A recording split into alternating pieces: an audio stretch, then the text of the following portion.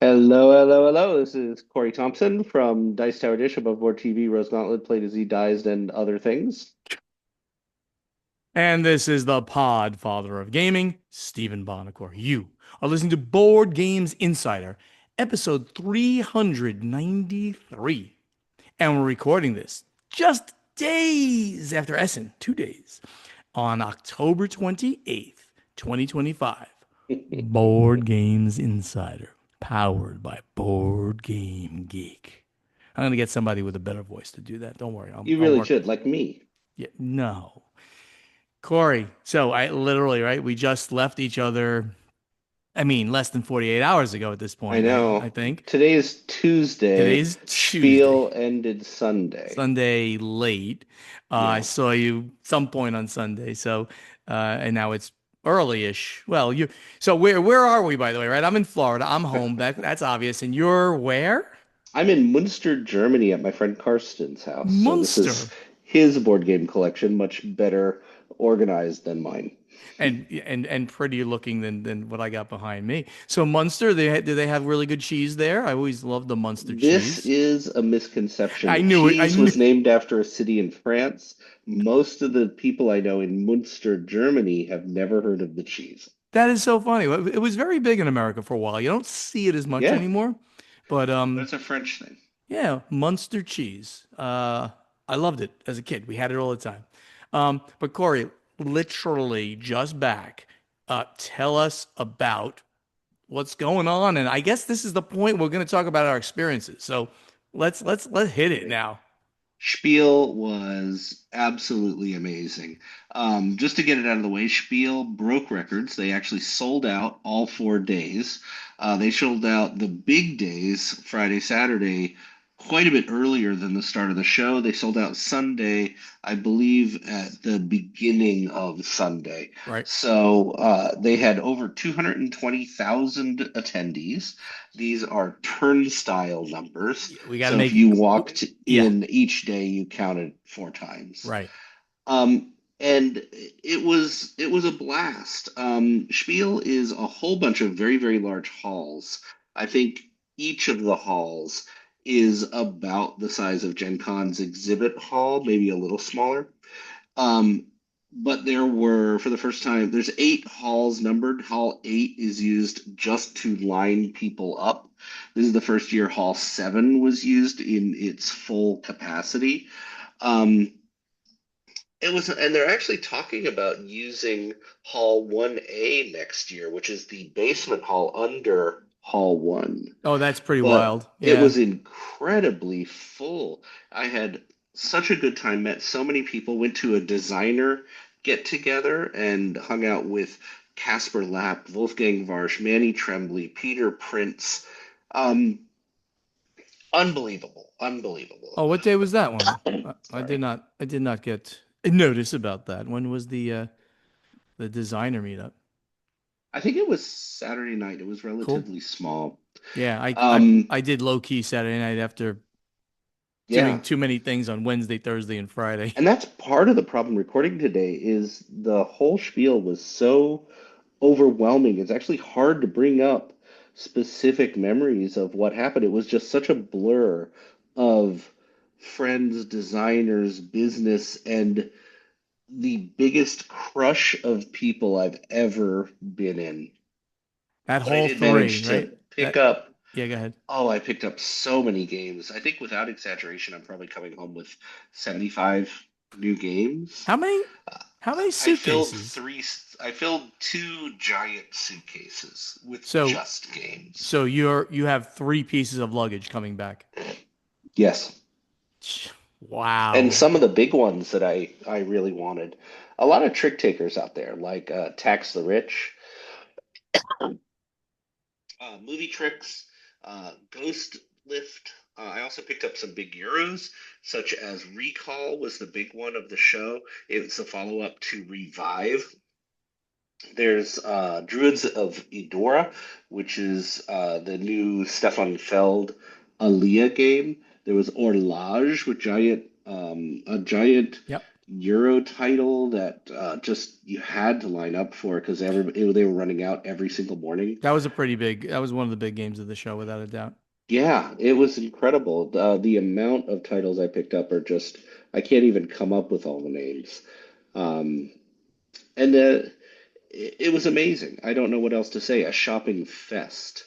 Uh, right now, I'm hanging out, like I said, in Munster, and tomorrow I'll be heading to Belgium to hang out with Cedric from Captain Games and to just explore a country I've never been to before. So it'll be an absolutely amazing trip. Oh, Cedric's awesome. So that's good, and you're hanging out with other friends too. It's fantastic. So Yeah. over here at the Podfather of Gaming, yeah, what a whirlwind. I was absolutely exhausted by Sunday, and but it was just a great trip. I mean, I would be remiss not to first, of course, talk about how well the Play 2Z games were received. And obviously that Oh is, yeah. I'm being self-serving with that, but truly, we sold a ton of Animal Rescue Team. That's the new Matt Leacock cooperative game that looks gorgeous. He designed it with an actual animal rescuer.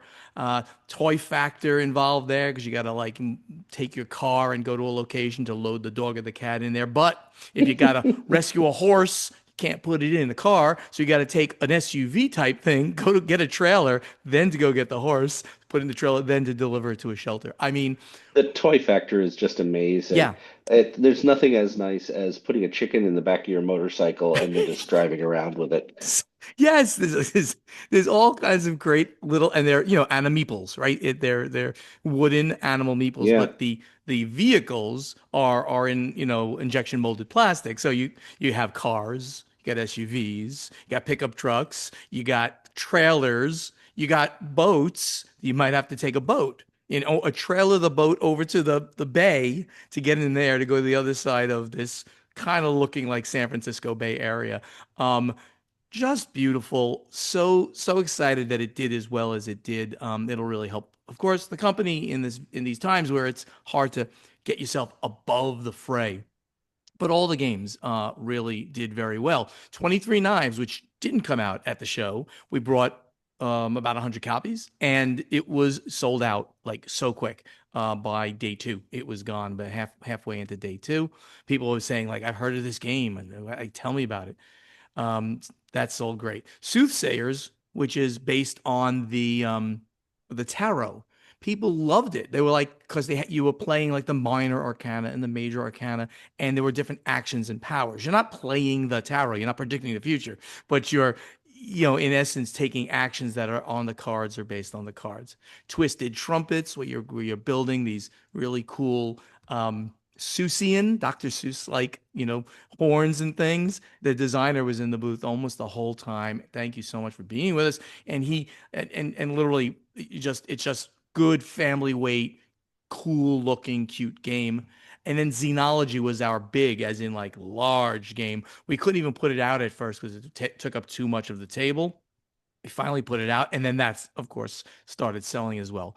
All of them really did well, with Animal Rescue Team being the big one. Soothsayers completely sold out as well. 23 Knives sold out, as I mentioned. So company did great, and I'm glad. I spent time in the booth. Hey man, so did you ever hang out in the booth? Did you do a little? I was there. I had some I hung pre out in the booth. no, I don't think you did because I was there more, so I don't think you did. Anyway, so I had like some times where it said like meet the Podfather, come by, and I had some like an hour like on each day. That was cool just seeing, and people would show up knowing that I would be there. But then I would just like spend an extra hour, extra 2 hours. I've had to do something like I can run a booth, so I would run the booth and sell. I got to tell you, it kind of felt cool and good again. I mean, the connection with the people. I mean, really, the connection with people, gamers, our people, right, Corey? It's like you're Oh yeah. with your people. That's how the way I always think about this. It was so exhilarating, I guess you can say. I got stopped literally 100 times to say, love what you're doing, love the podcast, thank you. Thanks to Corey and Ignacy, everybody for That's helping out always with the so nice. industry. It is. I gave out well, I got 200 coasters of my coasters. They're really cool ones. They're hard plastic with my logo, the Podfather logo on one side, and the other side, all my contact information. So everybody who stopped by or stopped me, took selfies with me, people just wanted to. I mean, this was the most amount of hanging out and talking to people I've had, post, well, ever. Maybe, well, post definitely being in the booth all the time at Stronghold. So just made me feel so good. Couple other things I want to mention is that I didn't buy the 70 games that Corey did, of course. I actually I bought all of the Play to Z games because I do that. I want to help the company. So I got all those games. I brought all those home that I've already mentioned. But as I'm wandering, I'm like, well, what am I gonna pick up? What else am I gonna pick up?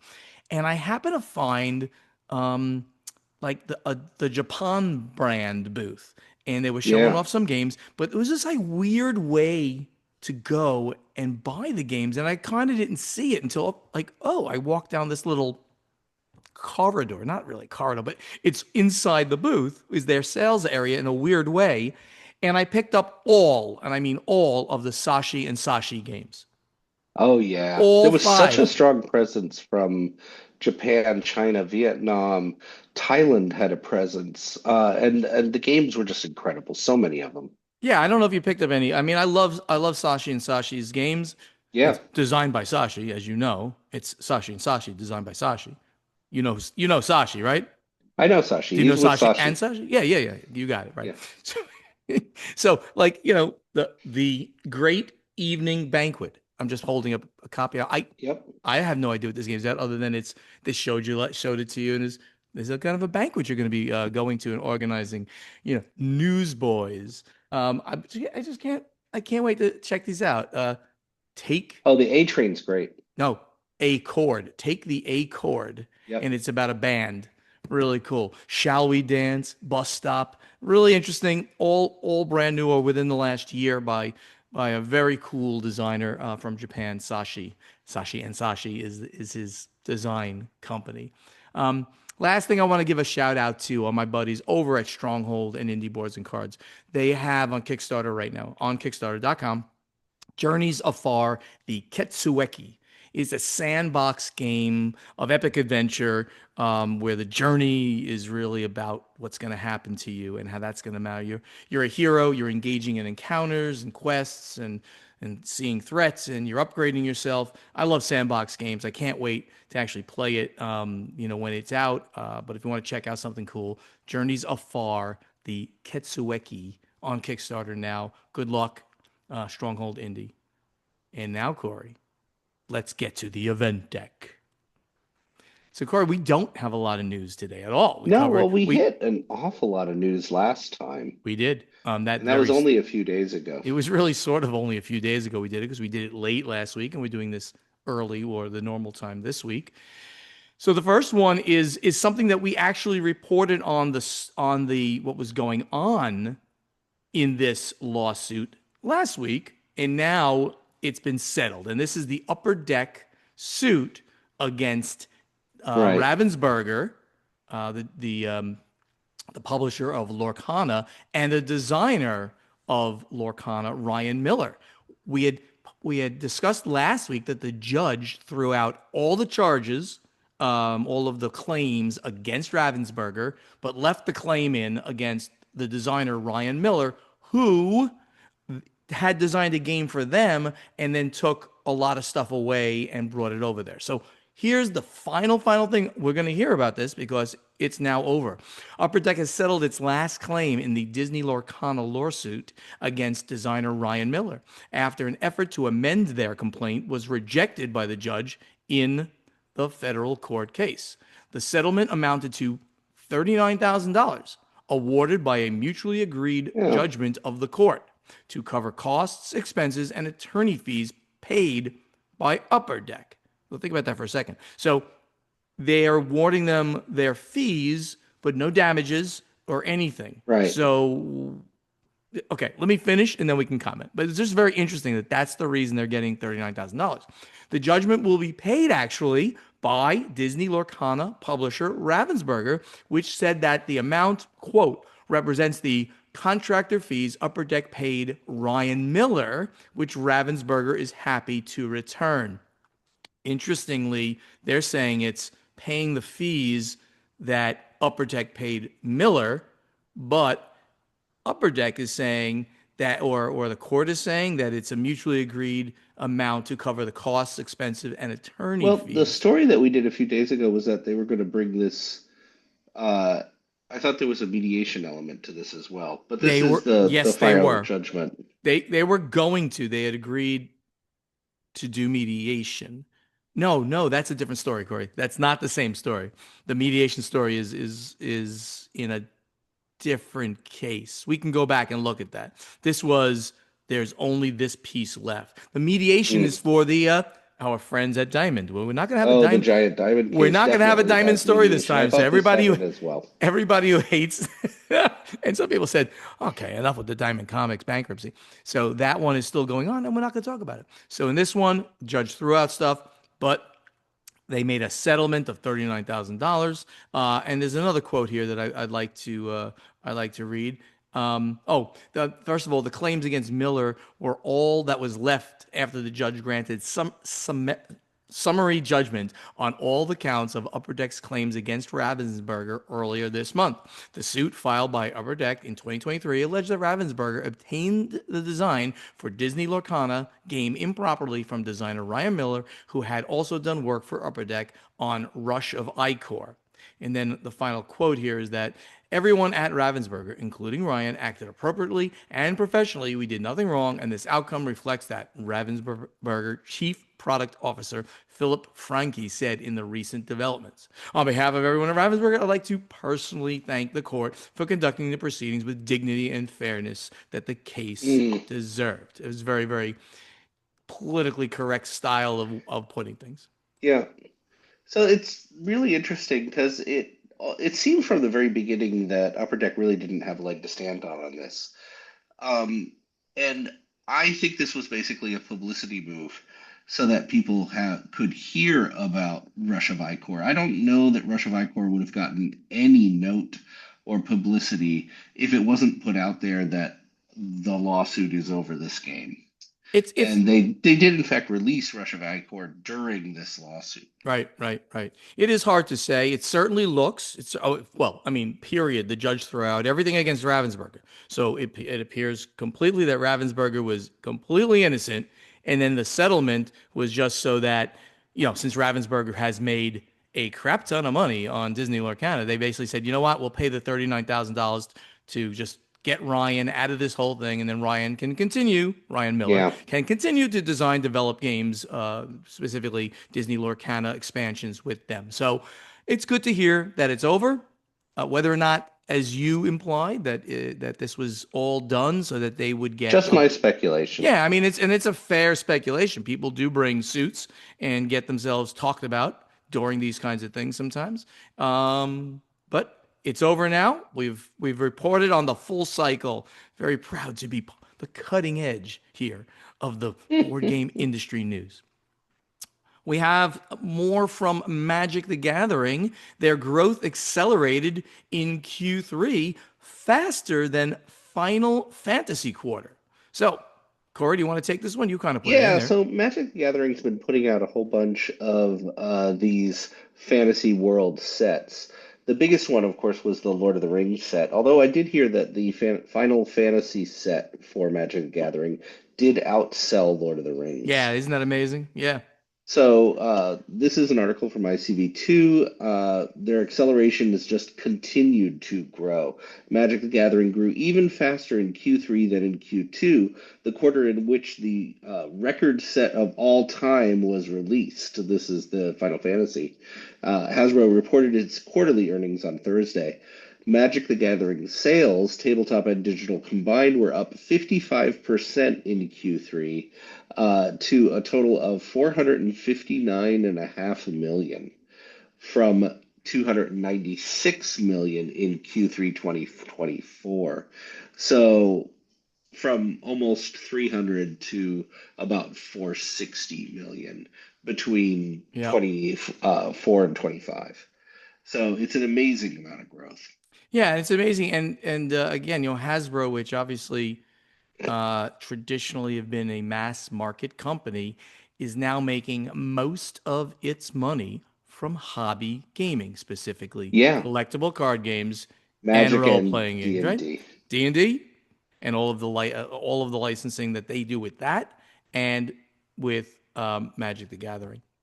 It's pretty astonishing that's I tell you, without the hobby side and electronic side, because they also add that into the hobby side, they would not be doing well. Their market cap would be even lower than it is now. And the market cap is not particularly good compared to what it was just like 10 years ago. They were a $15 billion market cap. Now, I haven't looked recently. Sure. I bet it's not much more than like Asmodee. Yeah, maybe a little bit more than that, but not a lot more. So anyway, that's pretty amazing stats. That is all the news we have. All the news, Corey. Amazing. Let's get Oh, over there'll be to more. There will be more. nah, nothing's ever gonna happen again in this industry. Okay, let's noted. let's get over to strategy and tactics. All right, our buddy Mr. Juggles. For even before I start this, I'm sorry. I'm sorry. I'm like my mind is racing in 10 ways. We are like on the last 2 pages of questions. Isn't that amazing? So Wow. we're going to be taking questions. This first question from Mr. Juggles of the UK, who's at Mr. Juggles, comes from July 13th. So that's just over 3 months, and his questions being taken. So guys, if you guys and gals and everybody out there, if you go put questions there, they're going to be taken right before you even know, and we'll mention your name and everything on this. So go give us questions for strategy and tactics. Mr. Juggles, he asks, could you sell all your board games in a heartbeat? If life got bumpy and quick decisions had to be made, and the only solution to a family crisis was to sell every single board game you own, could you do it? I'm not talking about a freak of nature like a fire or flood, but at a moment where you had to choose to let them go. I Hmm. always love, I always say I love my collection, currently over 1,400 games, but they're just things. If I needed to, I'd sell them in a heartbeat and I wouldn't feel a sense of loss. Oh, he's Yeah. saying, I thought he was saying, could I literally take my collection and dump it on the market and just get money? That's not what he's saying. So he's saying, No, he's what saying, would could I, you let go of them if you yeah, had to? And if, of course, the answer is yes. well, I think for some If you people it would have be to do it, harder. you have to do it. For some people, I think it would be harder to do, but he has a little more. Long story short, years ago, I had over 2,000 comic books, hundreds of novels, shelves full of CDs, and a retro game collection I'd been curating for years. But when we found out we were expecting our second child, I was offered the chance to be on a TV show called Gutted. The premise? Mm. They took and sold everything you owned, and you had to win it back. I think I've seen Wow. this. I've never heard of this. Mr. Juggles was on there? Oh, now I can find out his real name. Ah. Since we were going to need the room in 6 months anyway, I let them take everything I owned, and I went back to nothing. I felt freeing it felt freeing not to be weighed down by materialistic items. Fast forward 10 years, we moved to Wales. I discovered board games, and now I've got another overflowing room full of cardboard. What a great story that is. That is really cool. Yeah, I guess Corey, you have more games than me, certainly, I but definitely could let go of all my games and it wouldn't really affect me too much. I'd probably end up yeah, getting more, but they, like he said, they're just things. It's pretty easy to get rid of things. I don't have any sort of could super strong sentimental attachment to board could games. They're there for fun. could could, could I keep one? The No, Lord of the War of the Ring anniversary collector's edition, just the one? it's actually an empty box. I took all the pieces last time I was It there. it might. I haven't opened the big I wooden know. container in a while. There's Um, a little note inside. Corey stole everything. find Corey. Um, yeah, I could do it. I could do it because all my friends have games, right? So I could go there and play with their games or something like that. It's a weird question, but a great story behind that question. Yeah, So, Mr. Juggles, thank you very much for that one. Dr. Vincenzo Alvarello, good friend of mine at you Zacco just like Soldier. saying his name. I love saying Vincenzo Alvarello. He's from Minneapolis these days, or that area, Zacco Soldier. Not sure if this has been asked and answered before, but when a digital version of a game is produced, do the artists and designers get paid again? How do royalties work for these? Do the designers get paid again for these? Get paid for these? Is a separate deal. I expect at this point it's all included in the first contract. Any experiences with these kinds of arrangements? That's the thing, is it all has to do with how the contracts were Yeah, originally written. yeah, A lot of times for the original game, the contract will dictate that the publisher now owns the images that are in the original game. Some artists nowadays are kind of keeping their images, but for the most part, they'll be signed over to the right. publisher for the game. And then the publisher has to make a separate contract with the video game people to either use that art or get new art. So right, so there's two pieces that he's talking about here: the art and graphic design. Which you kind of lump those together because usually it's either the same person or the same type of contract is signed, and the designer. So with artists and graphic designers, almost always, and I would put it at 90% plus of the time, they do the work. It's contracted work. They get paid. We then own it as a publisher. But as you mentioned, sometimes there's royalties based on what happens afterwards. Personally, I think that most artists would and graphic designers would be best served to get paid and walk away because it's very rare that you get these other things that are going to happen. Just get paid. Um, if there's a royalty rate there, then they have to get paid if it's used again. Going over to the designers, 100%, it's going to be baked into the contract. But there's always, like, if you do whatever you do, expansions and this and that, they're always getting paid for more things that get done. So yes, if it goes to a movie or a book or something else, um, it they'll get paid for that.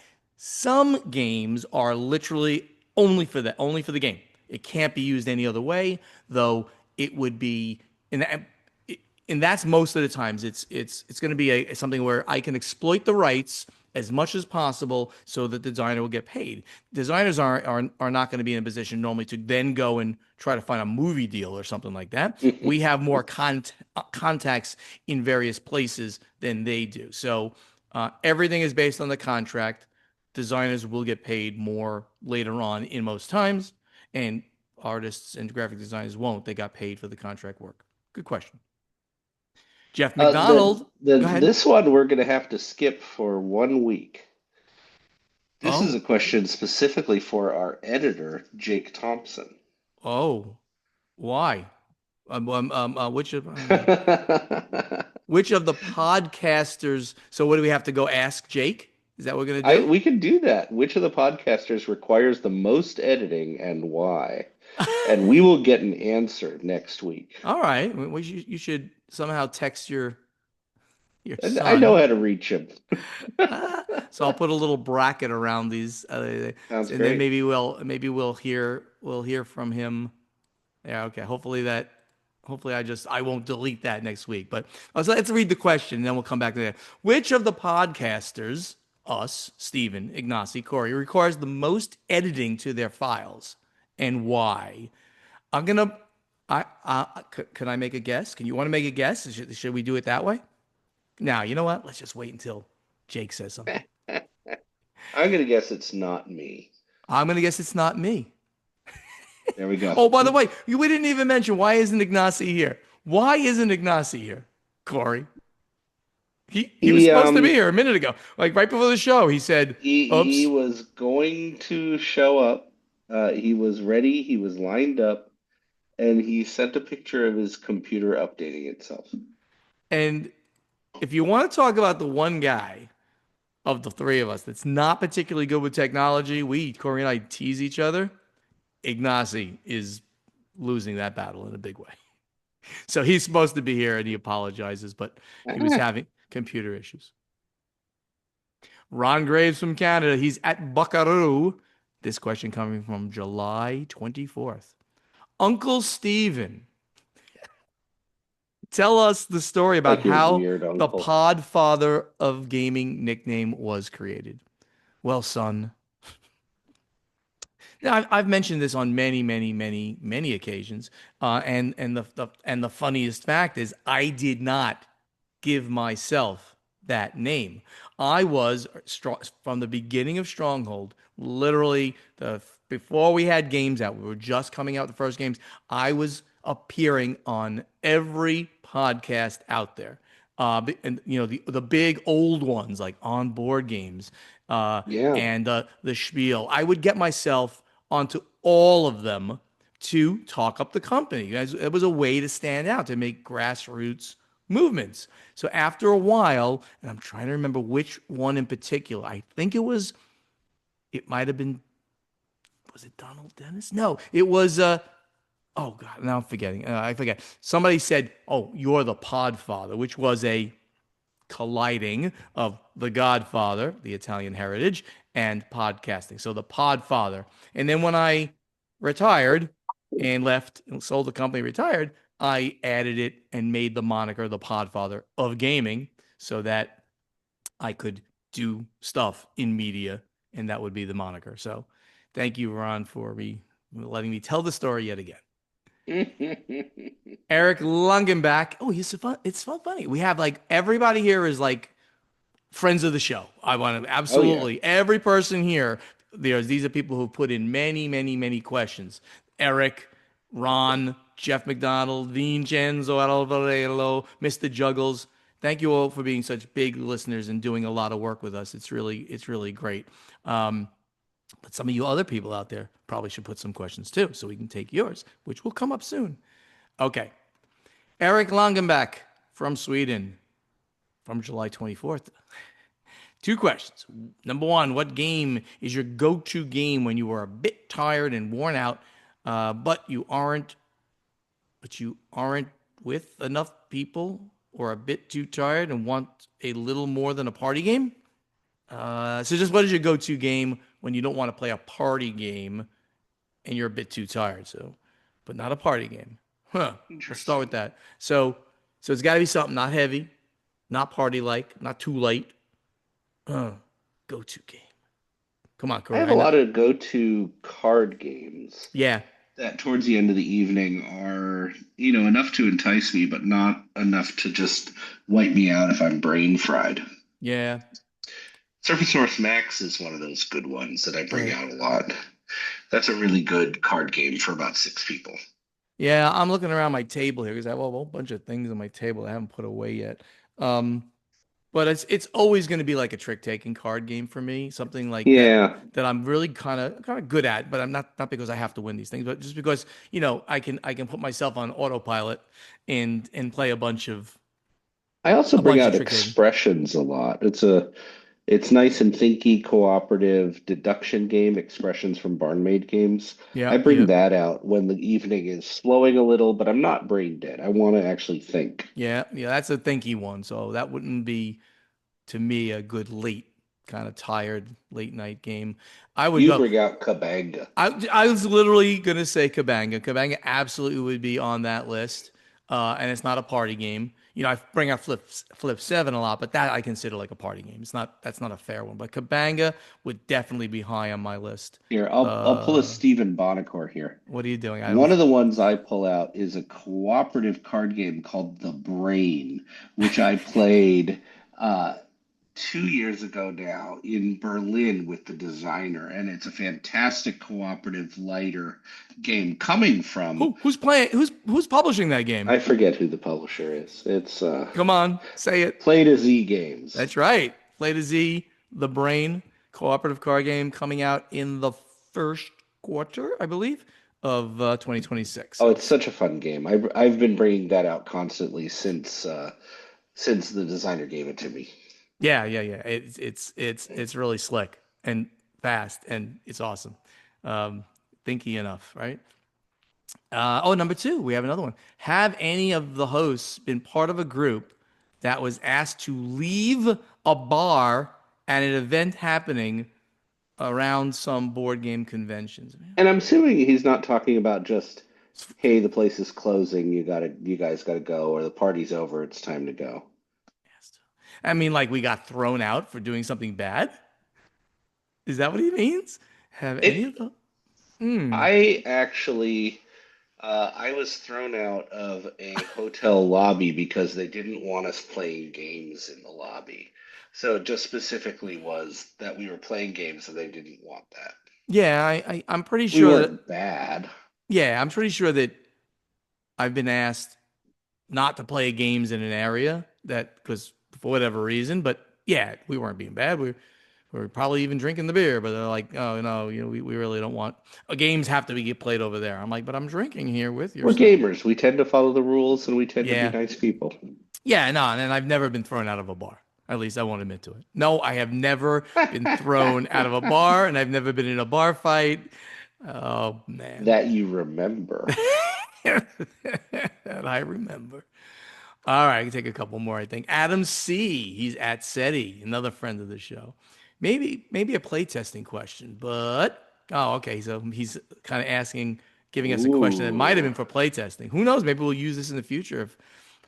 Do you prefer to play physical or computer implementations of solo games or solo modes? That's actually a really good Um, way to let put me it. let me finish Yeah. the for the example.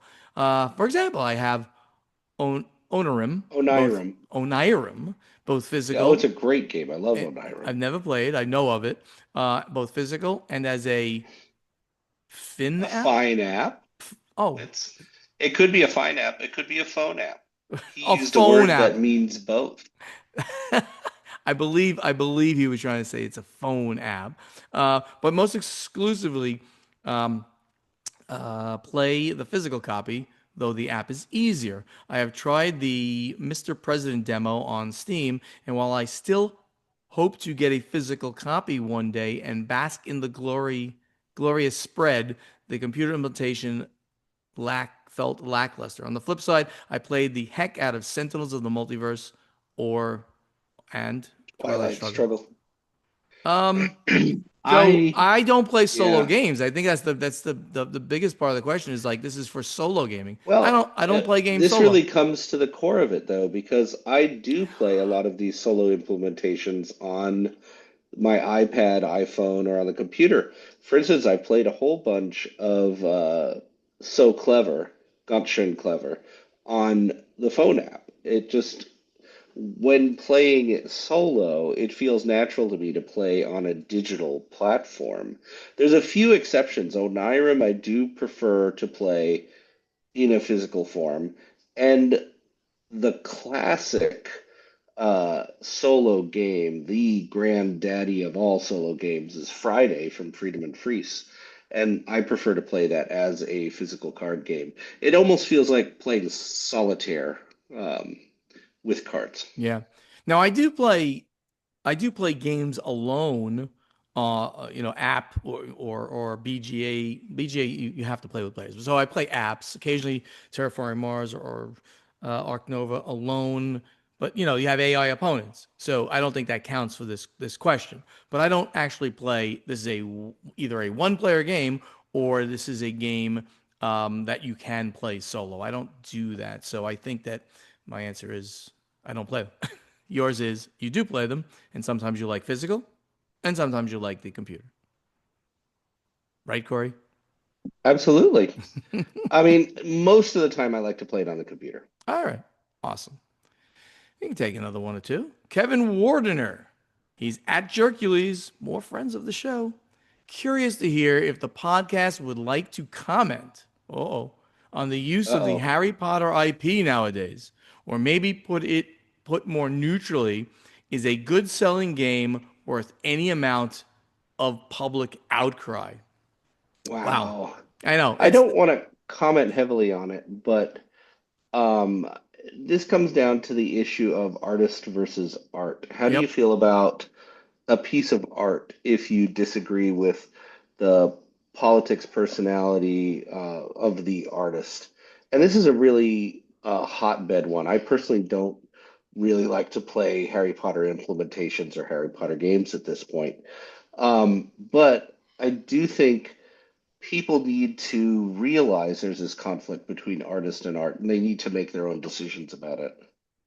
Exactly. I'm of the opinion of you have to separate the art and the artist. And this one was a really weird one too. So this one, this game had been out for 5 years. Harry Potter Codenames been out for 5 years, and the only reason it came up again a few months ago is because they refreshed the game. They refreshed the boxes. They did it across all of the Codenames lines. So all of a sudden, Well, it came into no, and no, that's true. It yeah, came into the zeitgeist. It came into it's everyone's totally minds. true, but when it originally came out, the whole controversy over J.K. Rowling and her stance on the trans situation, um, it wasn't a thing. We didn't know as much, and she wasn't as vocal, and she certainly wasn't as aggressive.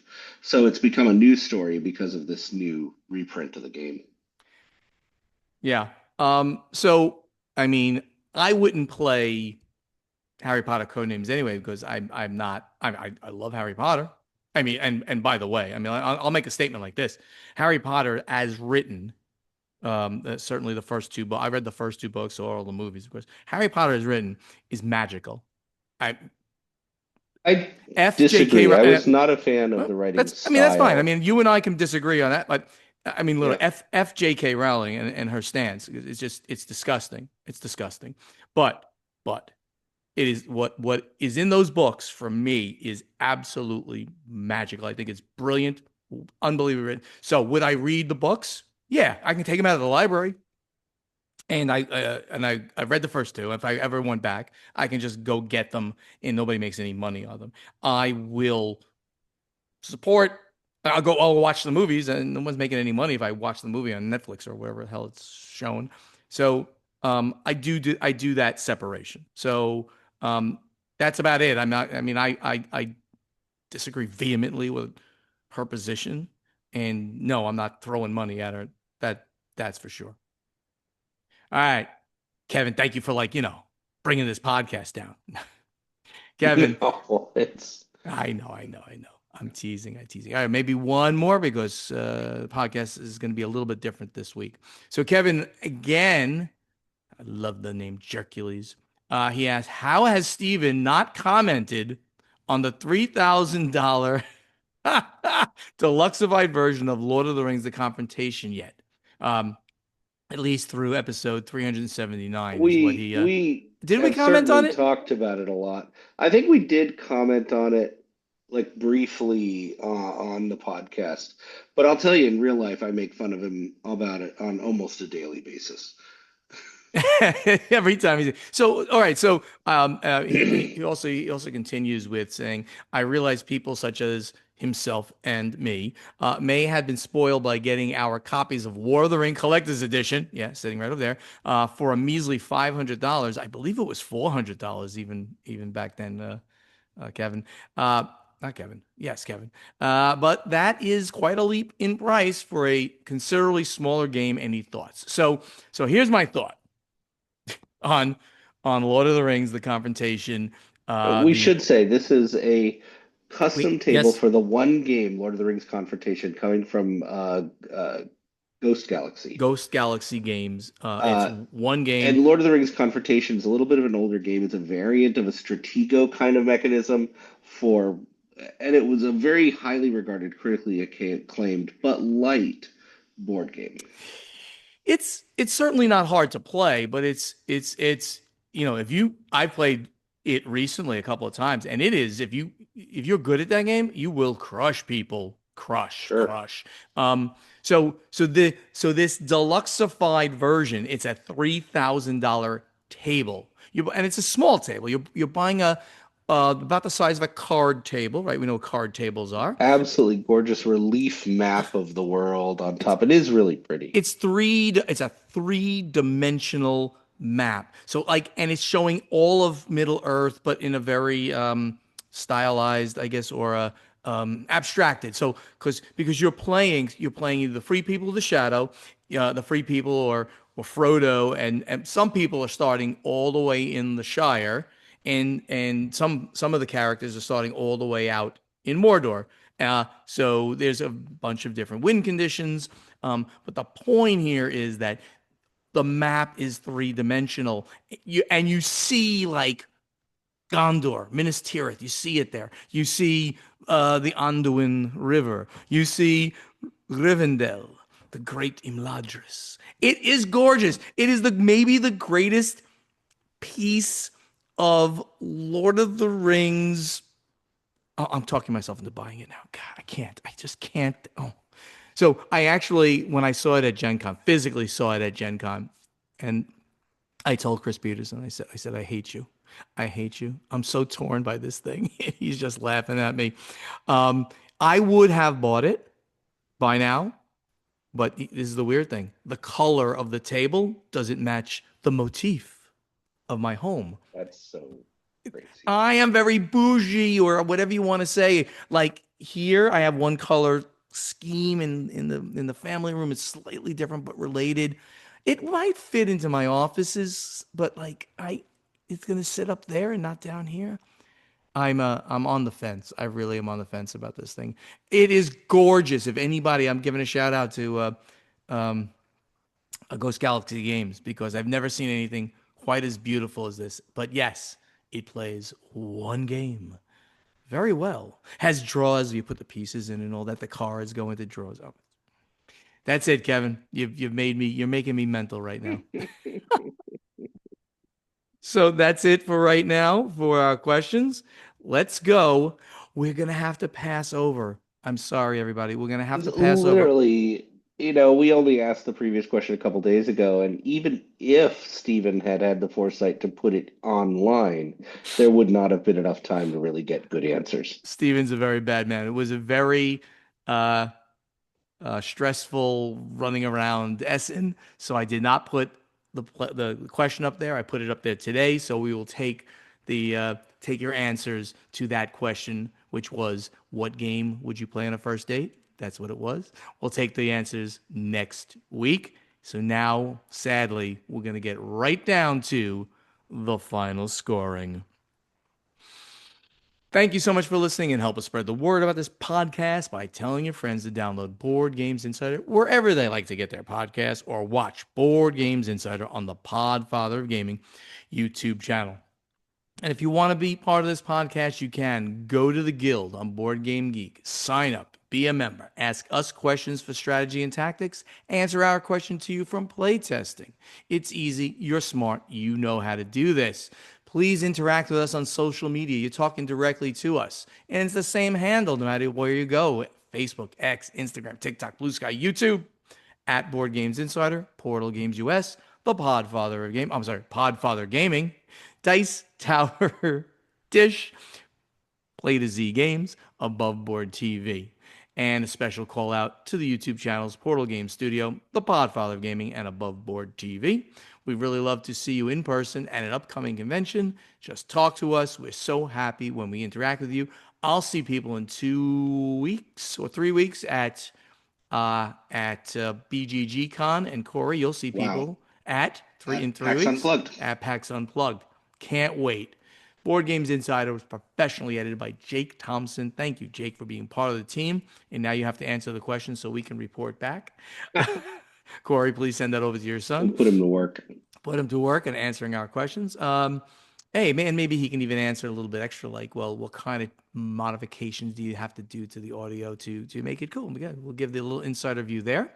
The great voice you hear doing the intro, the outro, the in-between segments is that of Ray Greenlee, good friend from New Jersey. He can be contacted to do your voiceover work, that voiceover work at And that's raygreenleevoiceover.com. why Stephen doesn't do the voiceover work. Yeah, that's probably it.